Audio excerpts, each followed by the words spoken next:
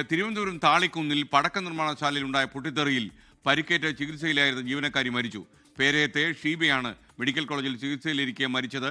റിനു ശ്രീധർ വിവരങ്ങളുമായി അപ്ഡേറ്റ് ചെയ്യുന്നു. തിരുവനന്തപുരത്ത് നിന്ന് പറയൂ റിനു.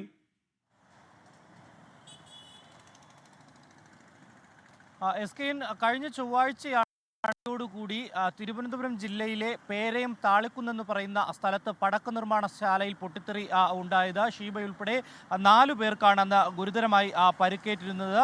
ഇവർ തിരുവനന്തപുരം മെഡിക്കൽ കോളേജ് ആശുപത്രിയിൽ ചികിത്സ തേടുകയും ചെയ്തു. എന്തായാലും ഇന്ന് പുലർച്ചയോടുകൂടി ഷീബ മരണപ്പെട്ടു എന്നുള്ള വിവരമാണ് നമുക്ക് ലഭിക്കുന്നത്.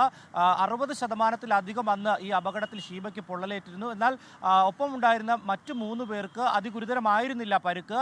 ഈ ആംബുലൻസോ അല്ലെങ്കിൽ ഫയർ റെസ്ക്യൂ വാഹനങ്ങളോ ഒന്നും തന്നെ എത്താത്ത സ്ഥലത്തായിരുന്നു ഈ നിർമ്മാണശാല പ്രവർത്തിച്ചിരുന്നത്. അനധികൃതമായിട്ടാണ് ഈ ലൈസൻസ് പോലും എടുത്തത് എന്നുള്ളതാണ് അന്ന് ആരോപണമായി ഉയർന്നത്. ഏറെ പണിപ്പെട്ടാണ് ഇവിടെ എത്തി നാട്ടുകാർ ഷീബ ഉൾപ്പെടെയുള്ള 4 പേരെയും തിരുവനന്തപുരം മെഡിക്കൽ കോളേജ് ആശുപത്രിയിൽ എത്തിച്ചത്. ഗുരുതരമായി പൊള്ളലേറ്റ് ചികിത്സയിലായിരുന്നു. പുലർച്ചയോടുകൂടി ഷീബ മരിച്ചു എന്നുള്ള വിവരമാണ് നമുക്ക് ലഭിക്കുന്നത്. അല്പസമയത്തിനകം തന്നെ മറ്റു നടപടികൾ പൂർത്തിയാക്കി തിരുവനന്തപുരം മെഡിക്കൽ കോളേജിൽ നിന്ന് ബന്ധുക്കൾക്ക് മൃതദേഹം വിട്ടു നൽകുമെന്നുള്ള വിവരവും ലഭിക്കുന്നുണ്ട്.